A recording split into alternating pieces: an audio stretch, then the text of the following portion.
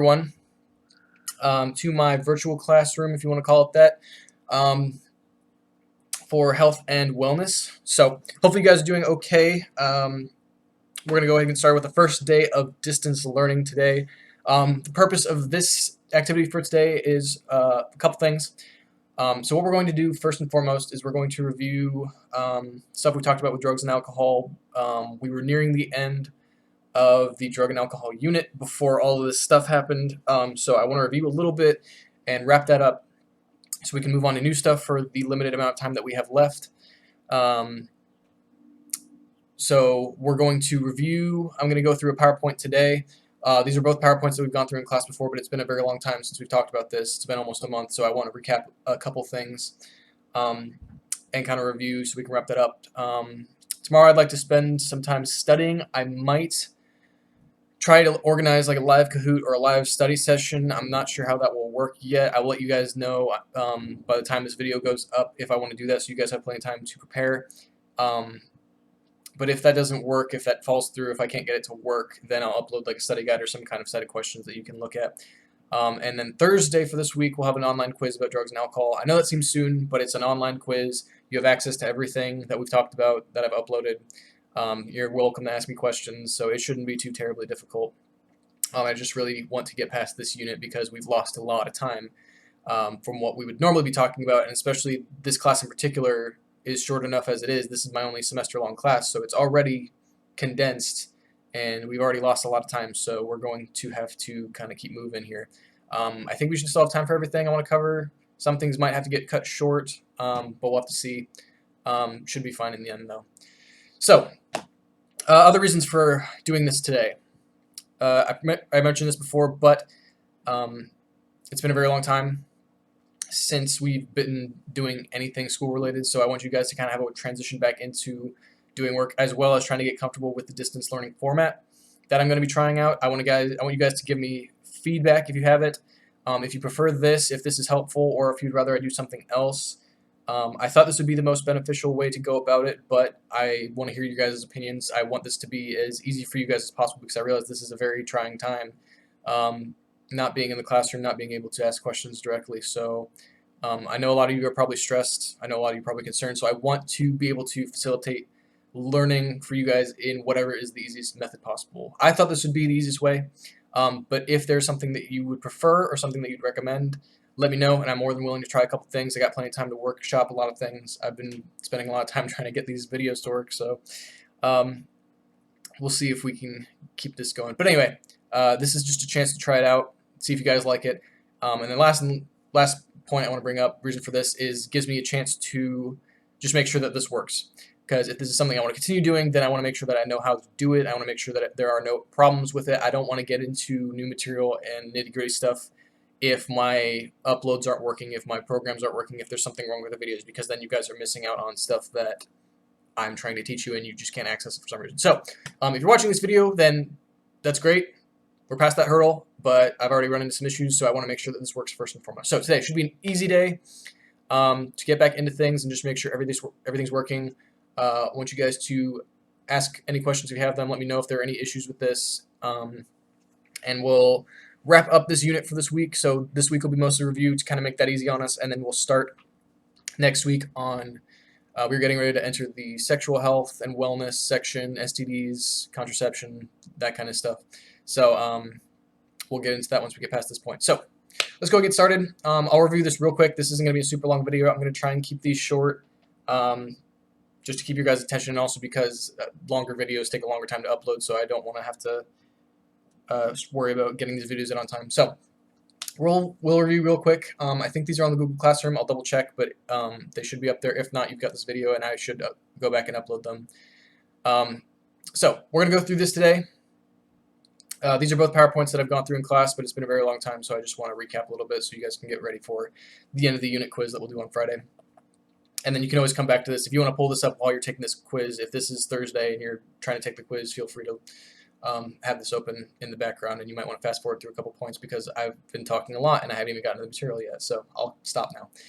Okay, alcohol. We talked about alcohol before. If you remember, we broke up drugs and alcohol into two categories. We talked about depressants and stimulants. Depressants are drugs that slow down body functions and metabolic functions, whether that be heart rate, cognitive ability, breathing, those kinds of things. And then there are stimulants, which do the opposite. They pick you up. They increase um, heart rate, digestion, metabolic processes, cognitive ability, those kinds of things, so on and so forth. So let's actually go through the other one first because that one covers all the concepts I want to talk about. Sorry for my mess of a screen. Okay, so yeah, a drug is any substance taken that causes a change in the body. This includes a lot of things that people don't think about. Caffeine technically qualifies as a drug because of this. Alcohol, again, I know we put alcohol in its own category typically when we talk about it, but it's still qualified as a drug because you take it and it alters how your body behaves, so on and so forth. Stimulants and depressants I went over. Stimulants speed you up. Examples of these would be, like I said, caffeine, cocaine, which we've talked about in class. We watched a video on it. Methamphetamine, which I don't think we got to. No, we didn't. Adderall, and this goes along with, what's the other one? Ritalin, that's the other one. Nicotine, ecstasy. We were originally going to talk more about tobacco, but I don't think we've got time for that anymore. We'll see if I can squeeze it in, but I might just skip that part for the sake of time. And then depressants, things that slow down body function, slow down heart rate, slow down cognitive abilities. Biggest one is alcohol. That's the one that most people are most exposed to. For obvious reasons, it's legal once you get to a certain point, and it's around everywhere. So, marijuana, depending on, I believe, the strain, I think it does vary depending on what kind it is. I've been told that in the past by some very invested students, for lack of a better term. Opiates, which are what we talked about. We spent the last couple days in class going over these before this whole thing started. Opiates are your painkillers. These can be illegal, like heroin or anything derived from that, but also things that are prescribed to you by doctors, like OxyContin. There was an e-learning before we left, or before spring break, that there was an article you're supposed to read about prescription painkillers. OxyContin, Vicodin, morphine, all of those are versions of opiates, so they come from the same place, which is why, if you read that article and you did that e-learning, the reason why a lot of people get addicted to opiates is because they are prescribed these painkillers after a surgery or after a procedure, and they get used to that feeling and they need more of it, and once their prescription runs out and they don't get it anymore, they have to go on to harder things. They either have to steal pills or fake prescriptions, or they end up just going on to harder drugs like heroin, and it's rather unfortunate, which is why it's really important for doctors to be very careful when prescribing these kinds of medications, because unlike the other ones that we talked about throughout this class, a lot of painkillers are legal and you can get them through prescriptions. You can't just get them over the counter, obviously, but there are a lot of people think, well, if I can get it from a doctor, it can't be bad for me, which typically it depends on the case. So just because a doctor prescribes you something, don't necessarily think that that means that you can't get addicted to it. Don't think that that necessarily means that that is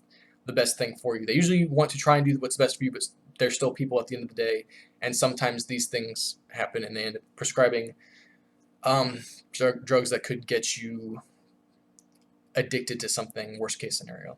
Tranquilizers, meaning like anything that's meant to put you to sleep. This is mostly referring to, well, that includes sleeping pills, which I know I have as a separate bullet down there, but also like animal tranquilizers, which you shouldn't be taking animal tranquilizers, but for the tranquilizers that are used on animals, those would be examples of depressants.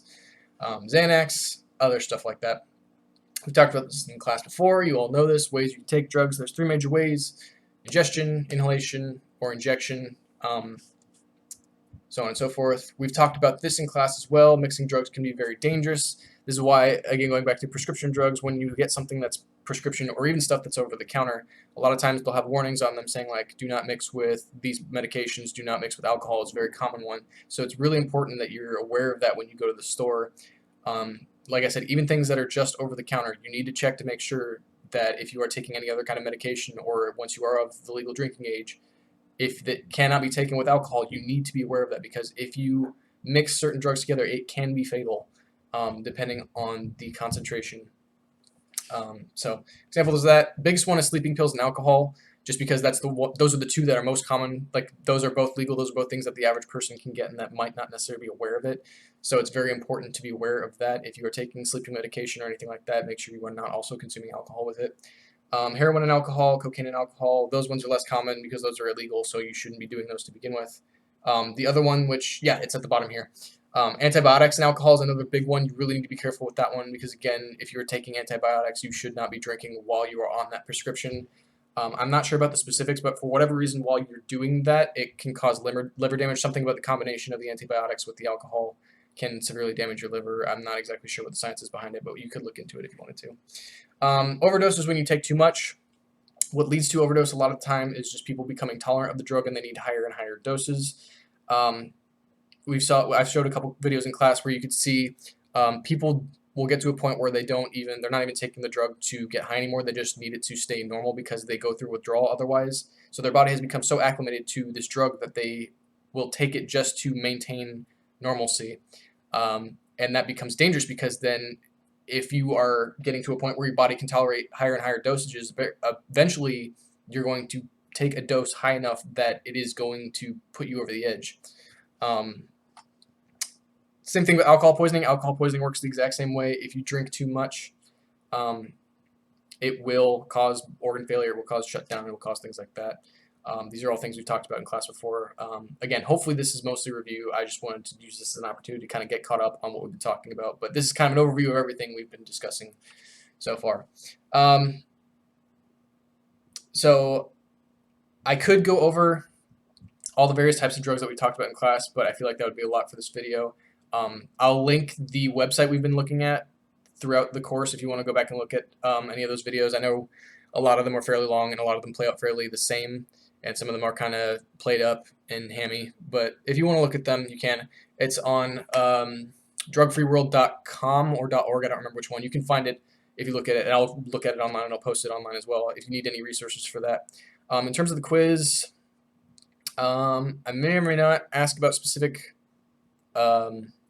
effects of certain drugs since you've got access to the computer now, but I don't want you to go hunting for a lot of different information and waste a lot of your time, but we'll see.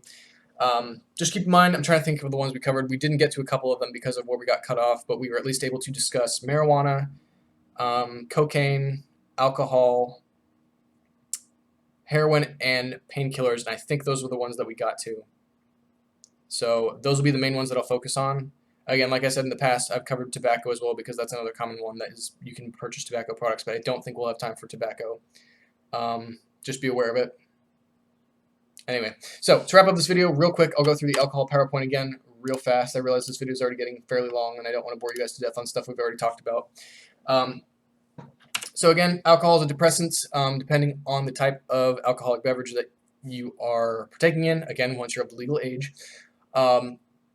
It will vary on the concentration, so it's important that you're aware of how concentrated a particular beverage is. This is always advertised on the bottle or package or can or whatever it is. It will tell you what percentage of alcohol it is or how much proof it is, like how much alcohol is in the drink. Again, I've shown these before here, the typical average percentages for drinks. Again, this varies depending on the brand and depending on the company and whatever they decide to do with the drink, but on average, this is what you can expect and what one serving of alcohol would be considered based on what type of drink it was. You can look at this if you want to, but I won't go through it again for the sake of time. Blah, blah, blah. We talked about blood alcohol content again, BAC. We did that activity in class where we fermented the yeast in the bags to see how the concentration was affected based on how much alcohol we could produce. BAC stands for blood alcohol content. This is what they're measuring whenever you watch videos of people getting breathalyzer tests on like cops or whatever, was it Live PD, those ones. What it's doing is it's measuring the percentage of alcohol in your blood, which is carried onto your breath because your blood gets filtered through your lungs come in contact with the blood that circulates throughout your body, and then any alcohol that's in your blood gets passed into the lungs. So they're measuring to see how much blood is in your system, and that will determine how affected you are. Again, I showed this in class, but I'll reiterate here, take this with a grain of salt because it depends on the person. Different people have different tolerances, and some people might be more easily affected, some people might be less affected. It kind of just depends on a number of factors, which I'll go over again in just a second. But on average, these are what you can expect to see symptom-wise. But again, it's not a hard and fast thing. It depends on the person. You can read through these on your own time if you want, but I've gone over all these before. DUIs and DWIs, just be aware, again, super important. Please, please, please do not ever drink and drive. Do not ever get in the car with someone who has been drinking and driving. It is extremely dangerous. It is extremely irresponsible, and it could lead to consequences that you'll have to live with for the rest of your life. Please don't ever do it. If you ever go somewhere and plan on drinking, make sure that you either have access to a designated driver or a way of getting home, or just don't plan on leaving at all. Plan on staying wherever you're going, whatever it is. At the very last thing you want to do is get in the car when someone has been drinking or consuming alcohol. Again, DUI is considered anything 0.08 and below. Most states that I'm aware of have a legal limit of 0.08. I haven't heard of any that don't, but I think there are a couple exceptions. A DWI, tongue twister, driving while intoxicated as opposed to driving under the influence is anything above that, and I believe has more serious consequences, but I'm not a police officer and I don't know the law specifically, so you'll have to look that up on your own if you are interested. Again, factors that influence your blood alcohol content depends on a couple of things, and these are important to be aware of if you plan on drinking at any point in the night. If you're going to up going anywhere that has alcohol, like a wedding or get together or something where you're planning on partaking, just being aware of these factors and being aware of your own tolerance. So gender, like I said, men typically have a higher tolerance than women, just on average, due to how body mass is distributed, the way fat and body mass and water retention is distributed is different in men and women, so that affects their alcohol tolerance on average, but again, depends on person to person. Body weight, bigger people tend to be affected less quickly, which would make sense because you've got more mass, you've got more surface area that the alcohol has to travel to, and it gets more diluted. So the bigger the person, the more alcohol it would take to affect them. The smaller the person, the easier it is for them to get affected. So if you're smaller or on the shorter side, just be aware you're going to be affected more quickly. How quickly you drink it, how you drink it, how much food you've eaten. Always make sure, again, if you plan on going somewhere where alcohol is served, that if you're going to drink on a full stomach, because if you drink on an empty stomach, it will affect you much more quickly. Medications, which I just discussed briefly, and the type of drink as well. Again, here's a chart that you can look at if you're curious as to how alcohol might affect you depending on the number of drinks, but again, take this with a grain of salt. This is very variable, even from person to person.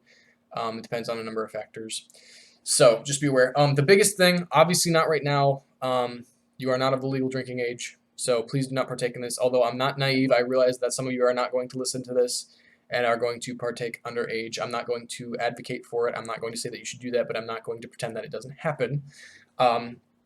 That being said, just make sure you are aware of your tolerance. It's just something that you need to understand, something that you need to get comfortable with, so you know when you can keep going or when you can have more or when you should stop yourself. It's just something you have to learn internally because, again, it varies from person to person. So don't ever let someone tell you what your tolerance is. You know your body. You'll know when you've had too much. Don't ever let someone pressure you into drinking more if you don't want to or if you think it might become dangerous. You know yourself better than they know you. You know your tolerance better than they know your tolerance. So it's just something you're going to have to learn for yourself and something that nobody's going to be able to tell you. It's just something you have to experience. So I think that's it. Effects of alcohol we've talked about before. I'll just leave this up here in case you want to look over it, but I'm sure you're aware at this point. So this video is a lot longer than I expected it to be. I just wanted this to be review, so skim through these parts of the video if you want to look at specific things. Again, have this playing in the background if you want to while you're trying to take the quiz, but I'm sure it'd just be easier and faster to look stuff up because I tend to ramble. I'll try to cut down on that as these continue because I don't want you guys to have to filter through like half-an-hour videos every day or every time I do one of these. It's just, I don't know, I tend to get off on a tangent, so like I'm doing right now. So ultimately, if you already know all this, and if this was redundant and tedious, I'll make a comment on the Google Classroom as well. Skip to this point here. What I want you to do, if you feel, let me rephrase that. What I would like from you, if you want to give me feedback, is I would really appreciate the feedback. If this is a format that you think would be beneficial, if you like the pre-recorded video format, let me know and I can keep doing these. If you would prefer other types of methods, if you would like to try live streaming or live chatting at some point, I feel like that might be kind of complicated trying to get everyone's thing to work and get everyone in the same place at the same time, but we can try it if I get enough people that really want to try it. If there's anything else that you want to try out and I haven't recommended yet, let me know. I've thought about maybe trying like class like forum or chat room that you guys can talk to each other in, but I still need to look into that. But either way, just let me know what you think. I'll cut this short and I'll leave it at that for now because I'm going to keep talking if I don't stop myself. So let me know your thoughts. Let me know if you like this. If you don't, I'll make a question on Google Classroom. Just tell me what you think, and that'll be the participation for today. I won't ask you any questions about this because this is all stuff we've covered again. Like I said, tomorrow I would like to review for the online quiz. We'll do some kind of activity. I might try and coordinate something. I'll let you guys know. But anyway, I'll stop talking. Hopefully that was a good first day. Let me know what you think. And I will see you guys probably tomorrow. See ya.